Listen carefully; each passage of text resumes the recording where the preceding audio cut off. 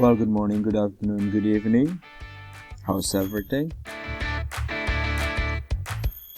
So we are going to have a sociolinguistic class with me, Mario Cecilia. Here we will talk about solidarity and politeness. Okay? How to act as a human being to be look solidarity and look politeness. Okay? In solidarity and politeness kita akan membahas to and fro's. Yang selanjutnya kita akan membahas addressing terms, dan yang terakhir kita akan membahas tentang politeness. Jadi kita bahas satu-satu ya. Okay. When we speak, we have to think about a lot of things. Kita harus memikirkan banyak hal tentang apa yang kita bicarakan, what we want to say, how we want to say it, bagaimana cara kita menyampaikannya, the specific sentence types, words, and sounds yang kita gunakan. Jadi ada beberapa hal-hal yang penting yang harus kita perhatikan ya, seperti penggunaan kalimat, kata, dan sounds. Okay. Some linguistic choices determine relationship between the listener and speaker.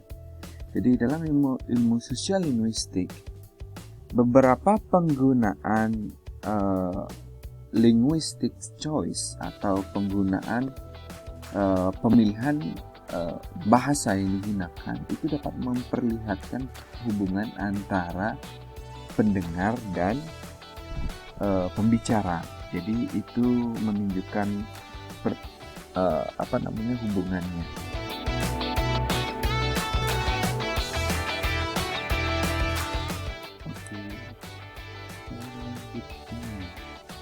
Oke.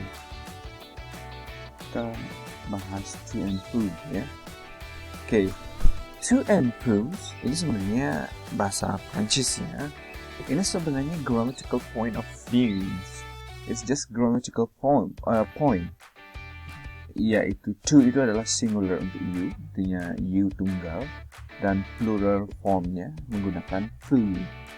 Jadi itu sebenarnya grammatical point aja. Tapi hal ini mempengaruhi solidarity and politeness. Kenapa? Ini based on the history ya. In 4th century, pada abad keempat, the use of plural foo was to address the emperor. Jadi waktu itu foo itu digunakan untuk menyapa atau menyebut kaisar.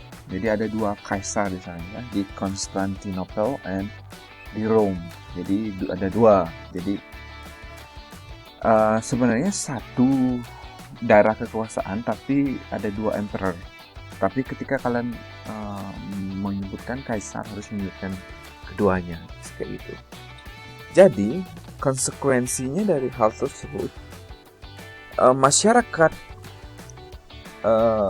kalangan atas mulai menggunakan foo ini untuk berkomunikasi antara mereka, untuk menunjukkan respect atau politeness. Okay. Jadi in the lower classes use mutual T or to. Jadi dalam masyarakat kelas bawah menggunakan to untuk berkomunikasi. Jadi sama-sama menggunakan to. Untuk yang lebih tinggi untuk ke lower classnya menggunakan to, tapi dia menerima few gitu. Misalnya contoh kayak gini ya, ke orang yang lebih memiliki kelas ekonomi lebih tinggi misalnya, dia akan menggunakan bahasa yang lebih biasa. Tapi kalau kita menyampaikan, pasti kita akan menggunakan bahasa yang lebih halus. Misalnya kayak kalian ngobrol dengan atasan kalian gitu. Kalau kalian memanggil atasan kalian pasti menggunakan Pak, ya. Tapi kalau atasan mungkin aja akan menyebutkan dengan kamu gitu. Jadi itu perbedaannya. To itu misalnya kamu, who-nya itu adalah bapak. Oke. Ada asymmetrical to and who usage symbolize the power relationship. Ketidaksimetrisan, tidak sama artinya. Penggunaan to dan who itu menunjukkan perbedaan power in relationship. Ada perbedaan power di sana. Seperti yang saya bilang tadi, kalau kalian ngomong dengan manager pasti berbeda. Kalau symmetris who itu digunakan untuk menunjukkan politeness. Jadi untuk menunjukkan keramahan kalian. Symmetric T digunakan untuk menunjukkan intimacy atau kedekatan. Sama-sama to itu menunjukkan solidarity. Okay. Sedangkan asymmetrical T and P, to and few, disgrace and the mutual view was often used in its place. Kalau misalnya menggunakan yang tidak simetris antara view dan view, ada persamaan view yang akan terjadi di tempat tersebut. Oke? Intinya adalah to and fro itu adalah memiliki strata bahasa sebenarnya, tapi bahasa Indonesia tidak secara gamblang ada strata bahasanya. Yang ada strata bahasanya itu adalah bahasa Bali ya. Misalnya kita ngomong ke pendeta akan menggunakan bahasa yang lebih cenderung kurang sopan ke kita, atau tingkat, bukan artinya kurang sopan, artinya tingkat kesopanannya kurang. Tapi ketika kita berbicara dengan beliau, kita harus menggunakan bahasa yang paling sopan. Nah seperti itu perbedaan to and fro sebenarnya. Oke, selanjutnya kita akan membahas tentang addressing terms. Addressing terms ini adalah sapaan ya. Jadi, bagaimana kalian menyapa orang? Apakah dengan gelar mereka? Misalnya dia, kalau S1, S2 mungkin tidak begitu terlihat gelarnya ya. Mungkin dari D3 baru S3 baru kelihatan dari doctor, and setelah itu professor. Tapi gelar itu tidak harus dengan seperti itu. Bisa gelar sebagai guru, gelar sebagai pendeta, itu juga bisa menjadi gelar. Oke? Atau dengan first name, nama depan, atau last name, atau nickname, sapaan, atau combinations of that. Oke? Tentunya budaya yang berbeda memiliki cara yang berbeda juga. Oke? Bisa contohnya di barat, di budaya barat, saya menyebutnya di Amerika, orang lebih ketika kalian tidak memiliki kedekatan yang begitu intens dengan orang tersebut, kalian akan menggunakan addressing term title-nya boleh menggunakan, kalau ini cowok adalah Mr. dan menggunakan last name-nya dari Mr. Davidson instead of Mr. Mark. But when you close to that person, kalian boleh menyebutnya Mark. Oke, itu perbedaannya. Tentunya di Bali atau di daerah lain memiliki tata cara yang berbeda untuk penggunaan ini ya. Nah, kalian akan reveal ini nanti. Oke, sebelumnya kita akan bahas sedikit tentang Brown and Ford theories.